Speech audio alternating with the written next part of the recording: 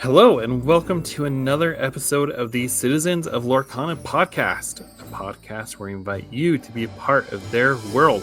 Today, we share all things we are grateful for as we talk about Lorcana. So, without further ado, let's jump into the episode. Hey, everyone, welcome to another week. Last week, we had a chance to visit with Andy, Vince, and Brad from the Rules of Villainy podcast. If you haven't had a chance to listen to them yet, make sure to go check it out.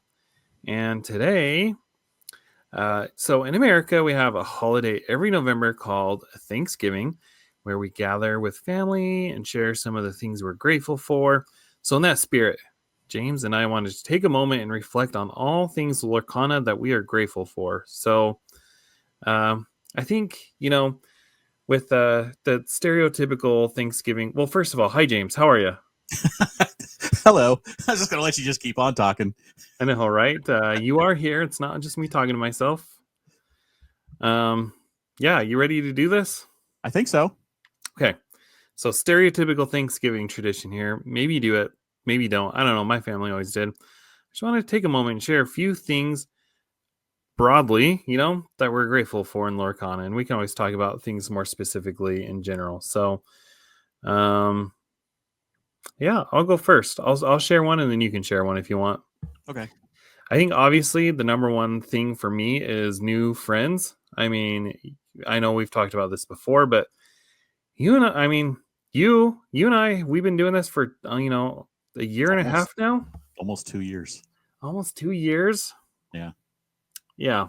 So that's crazy. I wouldn't do that with any random person, but I did. Now we're friends. And not just friends online, which I have made a lot of friends online, but also just friends in real life too. And it's always nice when I miss my locals and I have people reaching out to me being like, hey, where you at? Blah, blah, blah. Like, it's nice to know that people care. I appreciate that. Yeah. Yeah, I agree. It's really nice. And Eric, shout out to Eric. He's a friend. Yep. Oh, and also, sorry, I'm going off tangent here, but even people overseas, like Martin over in Germany, and Artem, who used to be in Germany but now is in Washington. But I mean, people from all around the globe. It's just really cool how this game has introduced me to like so many people I would never, ever, ever, ever have met before. Right. Yeah, it's awesome. I love it. I agree. I will add my +1 to that. Nice. So what are you thankful for? What am I thankful for? Well, this one, it is actually going to be very specific. And I am thankful for my wife, who puts up with me buying a lot of Lorcana cards, going out every week to the Lorcana things, traveling to 3 different Lorcana challenges in the last 6 months, including 2 that required us to go flying away somewhere and not be a vacation. That's true love. So for putting up with me, I am very thankful that she and she also, like I have mentioned in the past, she will play with me. And even though she doesn't like the competitive nature and going and sitting down at a game store or something, she will play at home and play cards with me and help me play some games out and whatever. We played some Pack Rush with a Trove the other day. So just being able to do that here at home is great. That's awesome. I kind of wish I thought of that one now. I mean, Stephanie has not gone to the DLC. Well, I've only been to one DLC, but she hasn't played with me. However, like you said, definitely supports me in what I'm doing. And I don't think she realizes just how much money I've spent on this game. But I think she has an idea sitting somewhere in the back of her mind. Talk about it. But, it's funny because probably a month or 2 ago, I was talking about the podcast and she's like, how do you still have stuff to talk about? What do you mean? There's always stuff happening. There's new cards every 3 months. There's new cards. There's tournament reports. There's stuff going on in the community. Like you could never run out of things to talk about. But she's like, you've been doing this for almost 2 years. How are you still talking about it?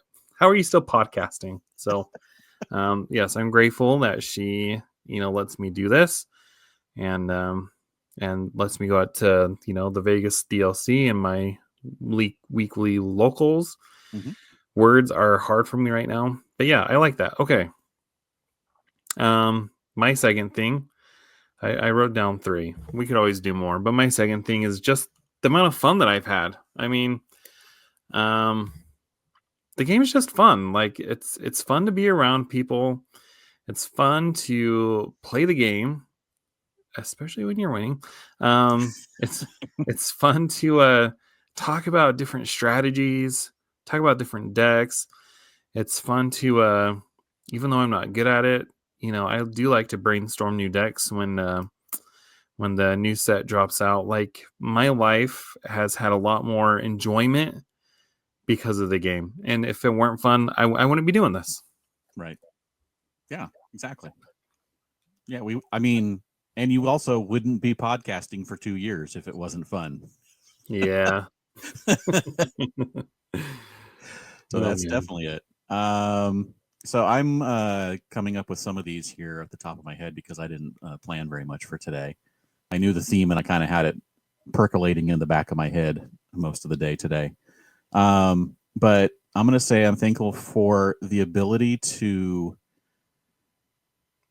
do different things in this game. Where either it's just being able to learn a new deck, being able to build a deck, being able to learn math, learn problem solving, learn, how to, how to read body language, just all the different things that you are learning and being able to do with this game that you're just sitting across from someone just playing a game. But there's so much more in it that I'm really happy that there's so much depth to the experience of just sitting down to playing a trading card game. This is a tangent here, but you said body language, and now my mind's thinking about that. Do you read people's body language? Because I always have. I remember we had Sugi on here before the game ever came out, and that's one of the things he said: read your opponent's body language. I But try. I get awkward. Like I feel like I'm awkward if they're playing their hand and I'm just staring at them. Like I don't know. You try and pick up on the stuff, especially if you're playing a 3-game match, where you're going, throughout and you don't know them as well. You try and pay attention to the things that, if they have a good card, you try and pay attention to when they're playing a good card, what they did either before or after they played it, things like that. You just try and pay a little bit of attention to what they're doing to their size or Yeah. their little, like, how Oh much my do they gosh, fidget this with their, game hates me. yeah. How much do they fidget with their cards if they know that they have a really good play coming up? Things like that you try and look out for. Interesting. See, you are the pro gamer here. Getting there eventually. I'm pro amateur. there you go. I'm a pro amateur. Okay, my third thing that I'm grateful. Oh, I don't have my hat on. The third thing that I'm grateful for is Oswald coming into the game. Heck yeah, there's my boy. I have my Oswald ears here. But what happened is, for those of you watching on YouTube, you might notice that my setup is a little different because my daughter was like, "Dad, you need to have a setup where you can have a shelf behind you that people can see your stuff." So the shelf is up, my stuff isn't there. So she rearranged, and I don't know where my hat went with Oswald on it. But yeah, from the beginning of the game, I had been asking for Oswald. For those who've been following me on Twitter for a long time, you might remember that whenever Disney Lorcana would post something on Twitter, I would have a meme with Ryan holding up a piece of paper that has Oswald on it, and it says, "Have you seen this rabbit?" I may or may not have been asked to stop posting that, but we got him set at 6. Just had to wait. It only took a year and a half. It only took a year and a half, but he's here. And for me, like I have loved Oswald for as long as I can remember since I first learned about him. I just think he has the coolest story. And the fact that he's in the game is really cool. And it gives me hope that we'll see Hortensia and Horace and Oswald's kids. And, I would love, I know this is a dream of mine, but I'd love like a set or a mini set that just has the throwbacks. Yeah. The black and white throwbacks. All of the silly symphonies and whatnot. Yeah, heck yeah. Yeah. But yes, That'd be I'm awesome. grateful that they have included characters like Oswald. Indeed. It's okay if you don't have any more. I'd love to be able to say that I am thankful that they finally put a Goofy fishing card into the game, but they have not done that yet as my very specific card that I wanted. They're saving that for a Goofy movie when it comes into the game. Right? Yeah, that's another thing. When's Goofy movie coming to the game? Where's Powerline? Right? If Eric was here, I'd be like, that's the first thing. Where's Powerline? I mean, it's got to be in the roadmap. I know they briefly laid out a roadmap at D23, but it wasn't like it's generals. There's like we know Black Cauldron's coming next year, and we know Pixar's 2026 and Pocahontas. But I feel like there's still a lot of wiggle room that they could have there for something like a Goofy movie. Yeah. I guess I could say I'm thankful that the final thing, I would not to be too I don't know about kissing, I guess, but I'm thankful that Ravensburger actually has listened to the fans about some things and made changes to improve the game and the experience for the players and the collectors. From how they changed the challenges from the first one to the last one to make it better, to putting shrink wrap on the boxes instead of the open ends, and that kind of stuff with the first chapter.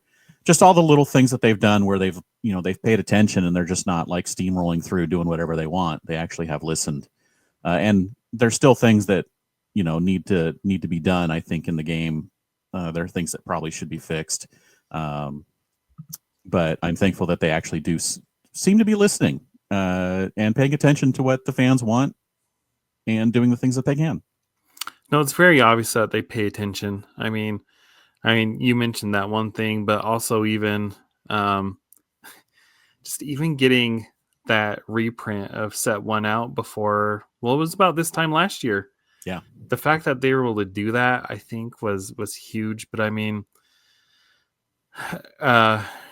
it might feel like sometimes people say stuff and it's falling on deaf ears, but it's not. They notice. They know what the community is talking about.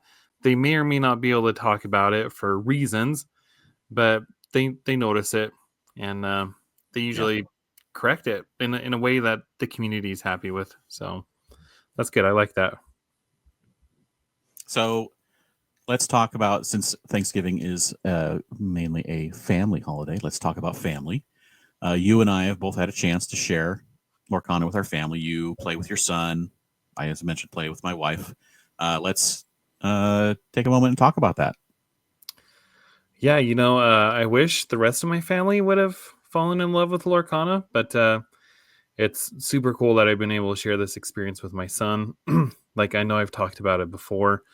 My son doesn't live with me. He lives up in Idaho with his mom. So the opportunity for us to connect over something like this has been deeply meaningful to me. And the fact that it's something that we can share, that he's excited to do, that I'm excited to do, that when we get together, we can play games. My only my only wish is that I could be there with him so he could have access to my collection. We could play with each other, because when he was going to his locals, he was just getting absolutely steamrolled by all the adults, and that kind of soured his experience of Lorcana. Yeah. But he still really enjoys it, and he thinks it's really cool what I'm doing, and we still talk about it. So awesome. That's really cool. What about you, Beth? Well, after we played Pack Rush, she's like, I don't like it. I don't like this version of the game. She enjoyed playing Deep Trouble, the cooperative, and she's like, I think if I enjoyed every card that I was, so the randomness of the cards coming up in Pack Rush wasn't like to her thing. So if I enjoyed every card I drew was a card that I liked, and was ready for. Um, so she's like, so build me a deck that I'm going to like. So uh, I'm going to have a lot of fun building her a princess deck, a Lion King deck, and whatever other deck that she says she wants, a Mulan deck. Basically, she wants themed decks to play so that she can enjoy playing the game with me more than just I'm helping you out by playing a game so you can get some practice. Yeah. Yeah, because different people enjoy the games at different levels. I think that's Yeah. really cool. Yeah, I was talking to one of my local guys, and we were talking about, different formats that the local game store could do, once in a while to spice things up. And that's what he said. That's what we were talking about. Themed decks, maybe monocolor decks, singleton decks, things like that. It would just be fun to go and play to have fun instead of Instead of always trying to competitive beat your side. opponent down, right? Yeah. So I'm gonna build my Frozen deck. I'm gonna build her Lion King and Princess decks, and we're gonna run Princesses versus Frozen and see how it goes. And unfortunately, I'm about 56 cards short of building my Oswald deck, but it's in the works. You'll get there someday. It just might take until set 50. Have you? Well, that's about the extent that I've been able to share Lorcana with my family. Have you anybody else in your family pick up the game? No, not yet. I'm gonna take some starter decks with me when I go visit family in Arizona later the next month for Christmas, and we'll see if anyone has time to sit down and play. But otherwise, everyone's so busy. It's like, and they got their own little thing going on. So we'll see. Yeah, yeah. Well, there's. I can only imagine what your family thinks about you. There's James with his Comic Con stuff and his Lorcana stuff. What a Well, they nerd! all went to Comic Con too. I mean, Oh, did except for they? my Okay. dad. Everybody else has gone to Comic Con too. We're all nerds, so it's not too far out of left field. See, I'm swimming in a fishbowl by myself here. There's nobody else in my family that shares these passions. Anyway, Yeah. No, I grew up watching Star Trek and everything. So I grew up in a nerd family that loved all the Back to the Future and all that kind of stuff. heck yeah. Hey, man. So, what about this is kind of a nebulous term. I don't know if nebulous is the right word, but what about the community? We say community, and it's like, well, what exactly do we mean by community? Like, there's so many different ways we could take that. But what's an experience with the community that you've been grateful for? Just that the community that's grown around the game, all the different people that I can walk into the game store on a Monday night and say hi to 15 different people and recognize them, know their name, say hi to them, see how they're doing, find out how if they've got a new deck that they're trying out, whatever it may be. The people behind the counter saying, greeting me by name, checking me in without having to ask what my email is, little things like that, just making me feel so welcome to be there, and to know that like I would I would assume that everybody is experiencing that, even the new people. We had a bunch of new people at Sealed on Monday night, and I would hope that most of them felt welcome in that way. They wouldn't have their email memorized or anything, but just being welcoming and having a bunch of people around who are talking about the game and having fun.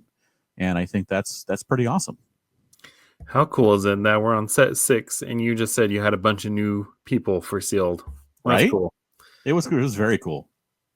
For me, like I just go back to the Vegas DLC, and that was my first time being exposed to like a place where there were a couple thousand people there, all for Lorcana, and it was just so cool. Like I didn't hate being there, because sometimes you build something up and then you get around people like, wow, they're kind of snobs. Like I don't know if I want to be in this crowd, but everybody is so nice, so welcoming.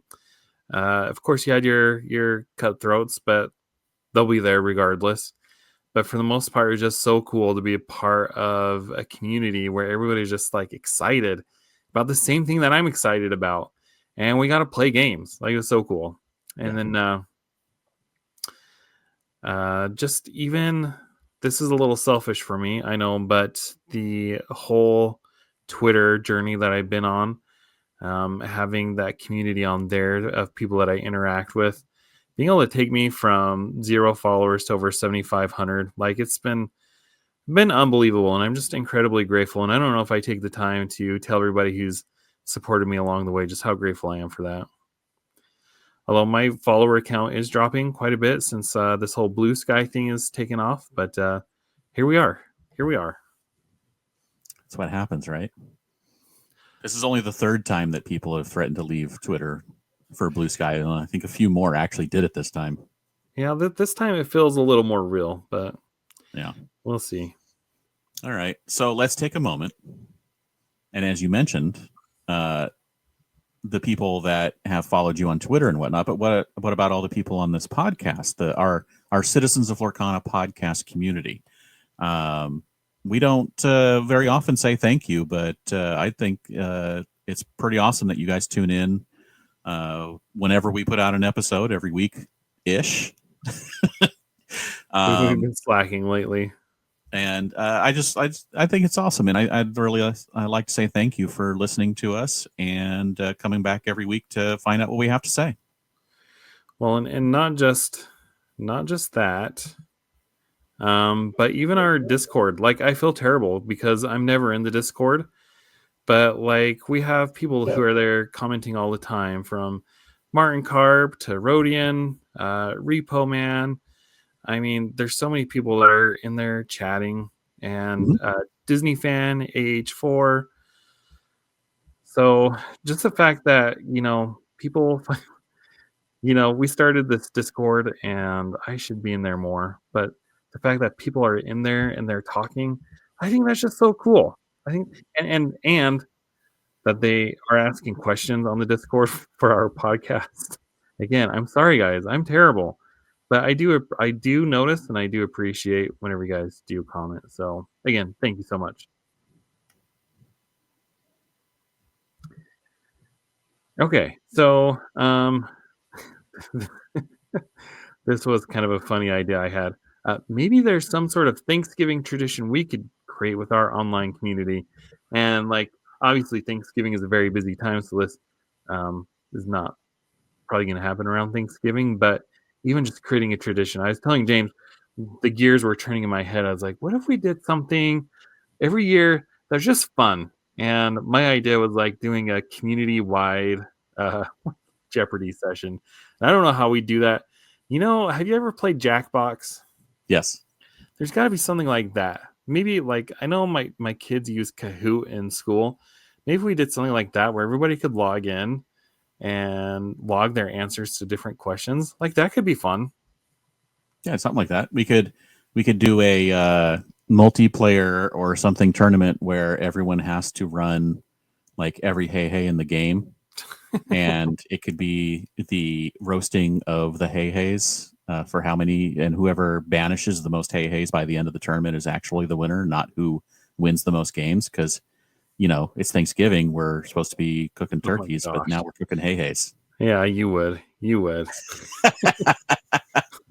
or if we're gonna go the route of playing games, maybe we should have a tournament where everybody is required to play Gantu. Not the good one. Right. The legendary Gantu, glorious Gantu. That because that's one of the things we did in our Discord was we had the glorious Gantu challenge. We should come up with a new challenge, something that a card no one wants to play. We should. Besides, we should make it one of the new, either the new Hercules or the new Hades. Yes, you have to play one of those. Which one is worse? They're both so bad. Probably Hades. Probably the Hades. Yeah. The Hades I saw on TCG Player with a Hades got down to 99 cents at one point. That's so bad. 99 cents for a legendary. All right, so what's an alliteration we can make on Hades? Hellacious Hades? Yeah, there you go. That fits. Maybe not Twitter worthy. I don't know. Heavenly Hades. Yeah. You're the Pun King. Anyway, it'd be fun to do some kind of tradition. Have we? I mean, we did have the Glorious Gantu challenge. We should come up with a new one every time there's a really crappy card that comes out every 3 to 6 months. We should be, like, okay, what's the worst card in this set? You got to build a deck with it. See, it was a lot easier though when Pixelborn was around to do true. those types of challenges. That is true. All right. Anyway, we'll think about it. If you have any fun ideas, drop a comment in the comment section down below if you're on YouTube.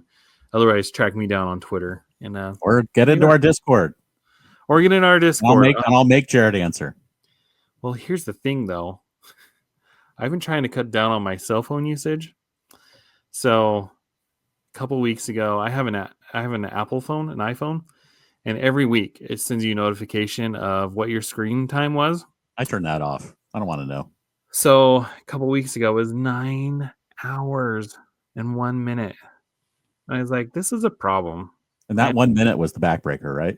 The cross the line at that 1 minute mark. If it was 9 hours or less, but no, it's been pretty consistently high. And so I was like, I gotta do something about this. So I actually got an Apple Watch with cell features. And I got AirPods, and I'm just leaving my phone behind. Yeah. Interesting. So now I'm spending like on my phone, my screen time is like an hour and a half each day. But anyway, all that is to say that, yeah, I should be in the Discord more. Yeah. All right. What's next? We are going to... Oh, yes. Let's imagine a hypothetical world where you could invite anyone from Lorcana to come share a Thanksgiving feast with you, with us. Who are you inviting? I mean, the answer, the kind of obvious answer is Ryan Miller, because he'd be joking with everyone and cutting everyone up and making everybody laugh. But that's kind of want to not want to go with the obvious choice, right? Or are we talking cards, like an actual Glimmer? I was thinking of characters. Characters. You're right. I would love to have Ryan and Steve here. Yeah, right. Ryan. I was like, Flounder, Oswald. You're like Ryan. You don't want Flounder because he'd be on the table. He'd be part of dinner. No, I'm not a fish guy. Not a fish guy, especially not this dude. Let me see. You go. Yeah, you go first. Okay. Obviously, Flounder and Oswald, of course. They're taking my number 1 and number 2 spot. But I got to bring Hiram Flaversham. Because first of all, I'd like to have him there so he could understand that some people know how to say his name right. But he's also just a fun card in Sapphire to play with. If Hiram wasn't in Sapphire, it'd probably be a lot less playable than it has been in the past. So Hiram's there for sure. Probably Rapunzel, gifted with healing, because that's just a fun card to play with. I don't know if you want Maleficent Monstrous Dragon there, but maybe she's on her best behavior. Oh, and Mickey Brave Little Tailor. Okay, I'm going with all the original set. Nice. For Oswald. Okay. So obviously a Goofy. I don't care which one. Maybe not the Daredevil one. I think he might destroy the living room. I mean, Goofy's going to destroy something anyway, but let's keep it to a dull roar here. I was going to say someone from Great Mouse Detective 2, but I was going to pick Basil because I think it'd be interesting to talk to him about, investigating things and figuring things out. Deduction. I'm shocked you did not lead off with your Frozen characters. I know, right? Well, I mean, I got to go with try and find something, not to be too. Elsa, Sven, of course, always Sven. Got to have the reindeer there. I was trying to think of another one that I thought would be fun. You know who's not getting invited? Diablo. No, Diablo. not no. Let's invite Bucky. No, now. Oh, I know. I want to invite Martin because then you can corner him and be like, "Okay, dude, what were you thinking?" What gives, man? And what's up? I like how they tried to give him a redemption arc, but I don't know. He's got a reputation now. Where in Lorcana would we be sitting down with all of these glimmers to have this feast? This might be a cop out, but I was thinking the Great Illuminary. I would just like to be Yeah. in the Great Illuminary, just to explore.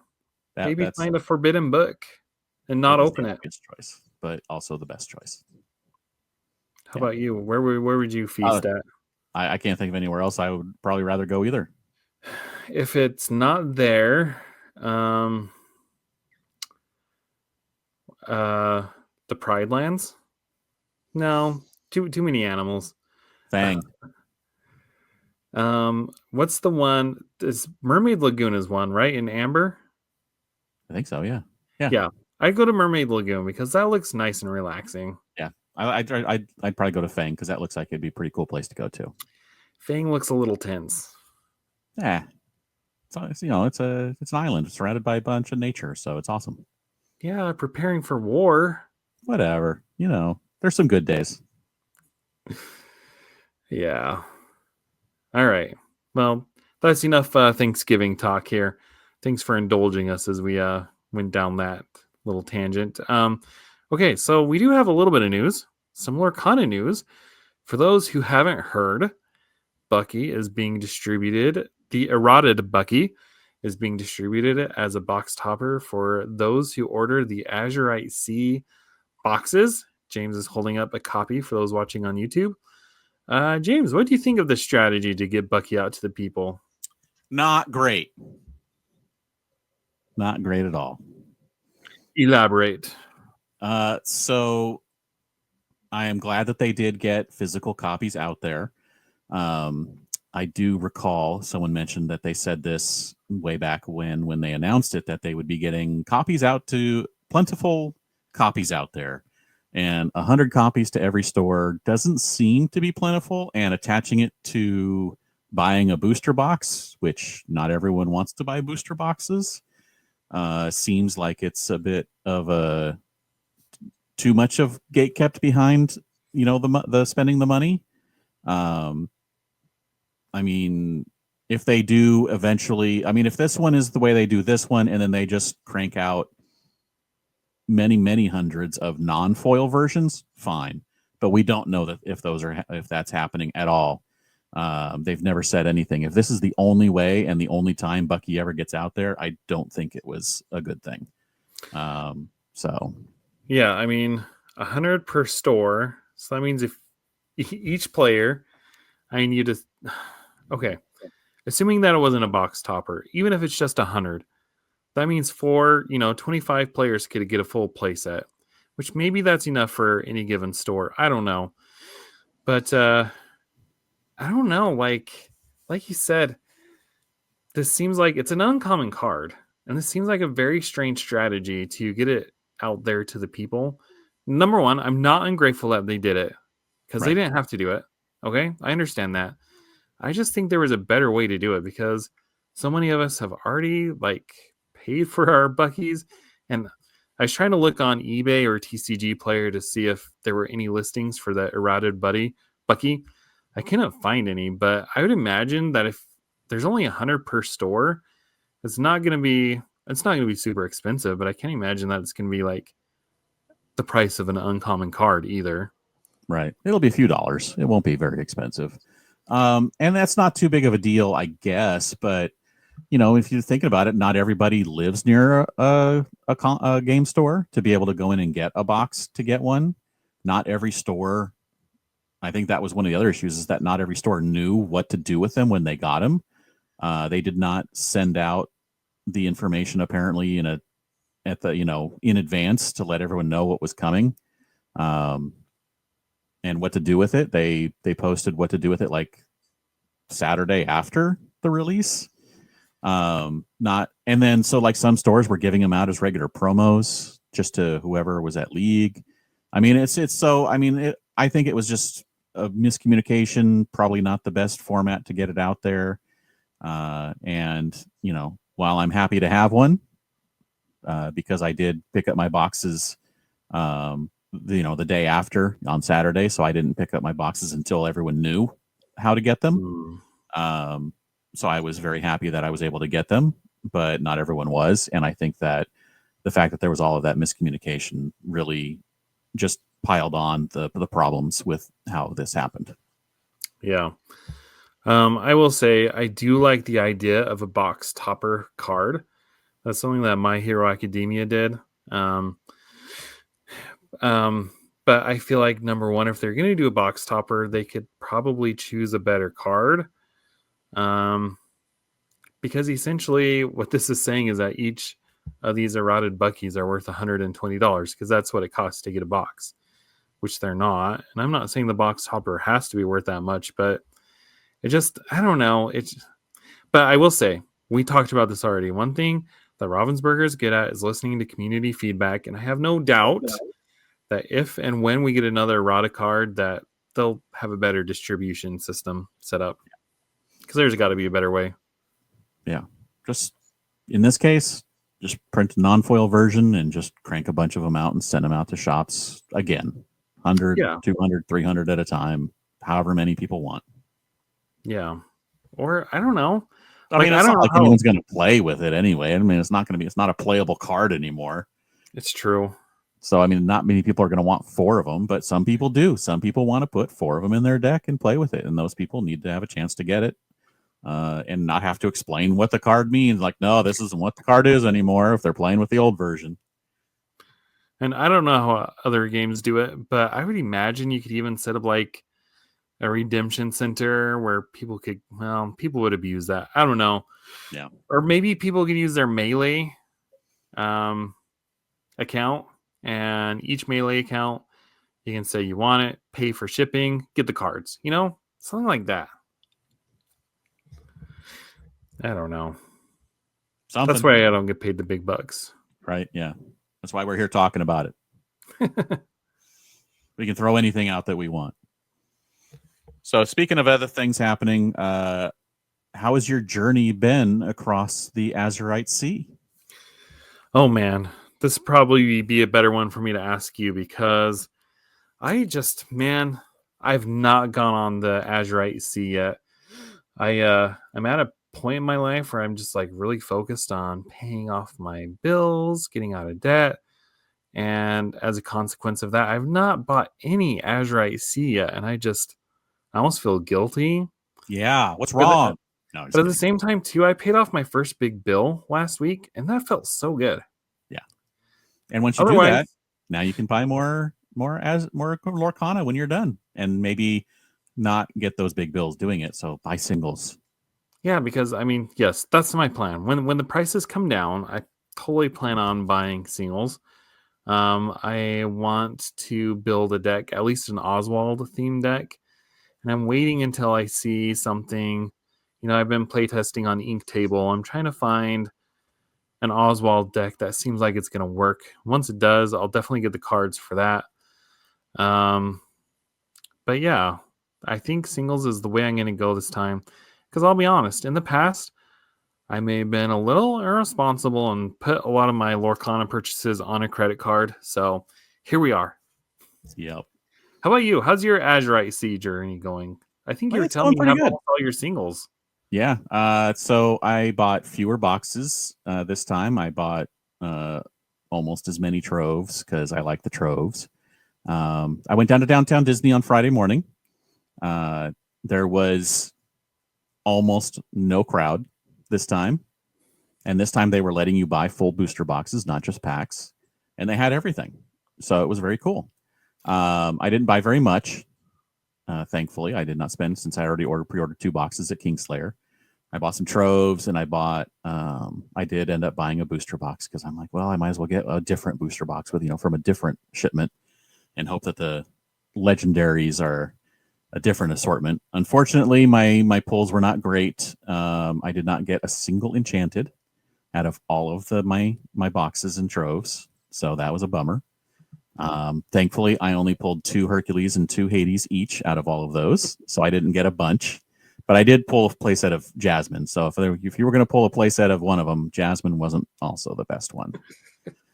But then once I hit a certain point, I'm like, okay, I'm done buying sealed. And there was a local who did buy a ton of product, like many cases.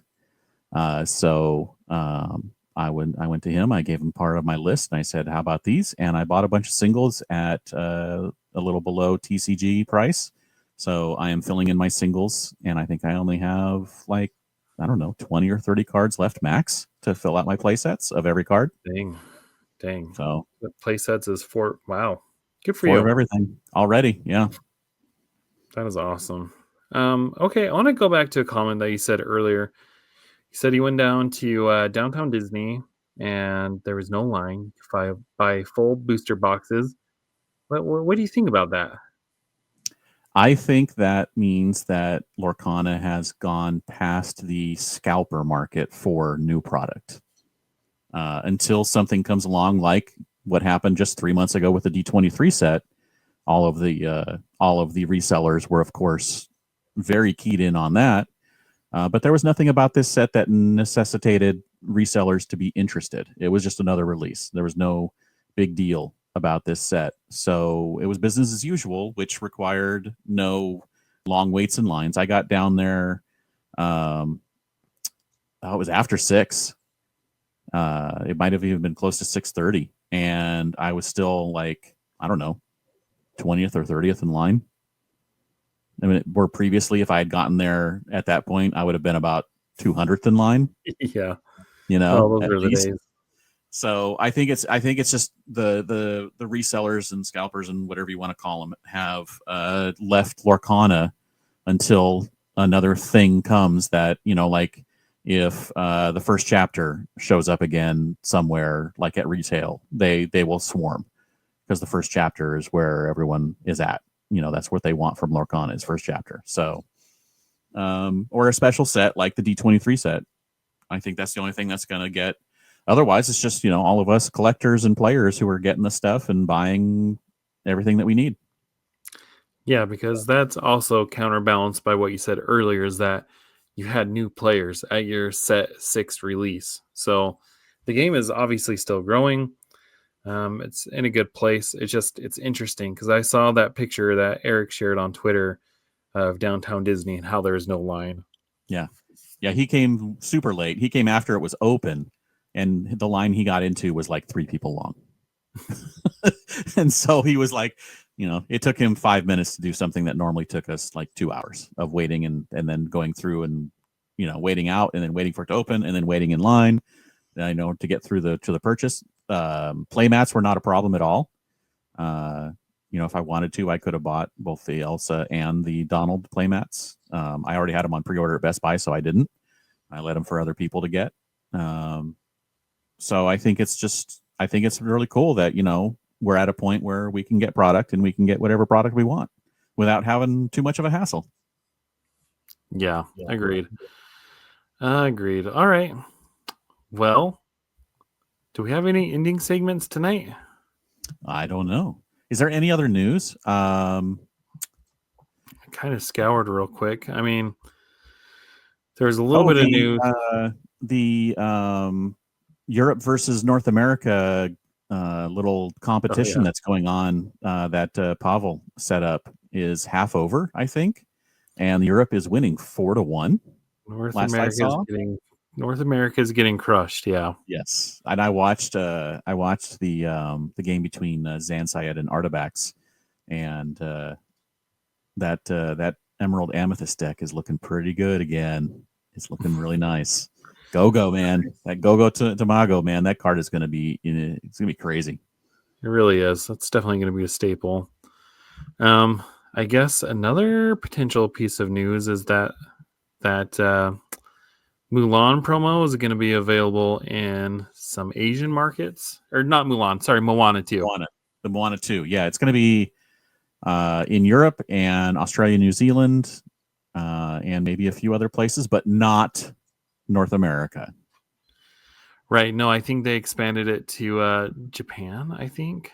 Well, that's... Yeah. Hold on. You know what? Why can't we get it here? Why do we have to buy it from overseas? I'm pretty sure they said the same thing about the D23 set, right? Hey, but they fixed that for the next one, and that was available worldwide. True. I mean, very limited worldwide, but still, it was available worldwide. Yeah, it's available in Japan now. I just checked. Oh, That was and gonna speaking bother me. of, where you're talking about, how we had new players and how there's new people coming in all the time. The Japanese and Chinese markets, when they Oh open, it's gonna basically, it's a billion plus person market that's opening, yeah. which is gonna basically double the number of people who have a chance to who can locally buy Lorcana You worldwide. know, well, what do you think about that? Because I mean, Pokemon, Yu-Gi-Oh, like all the fighting games are super popular in Japan.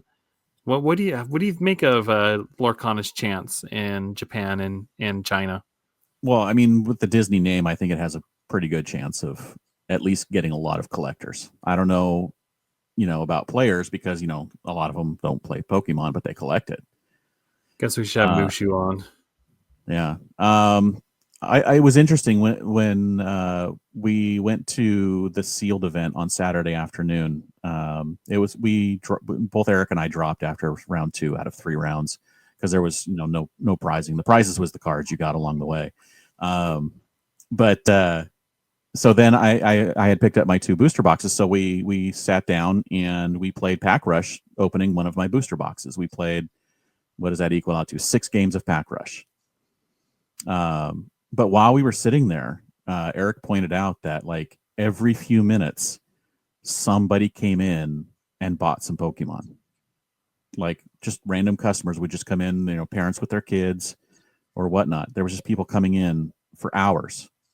Every few minutes, someone would come in and buy a Pokemon, and that's crazy. And that's the kind of level that you want Lorcana to get to, where random people that aren't coming in and playing every day, at the league, are coming in and just buying it because they want to collect some cards. They want to get a few cards. Hey, let's go in and get a few Lorcana cards.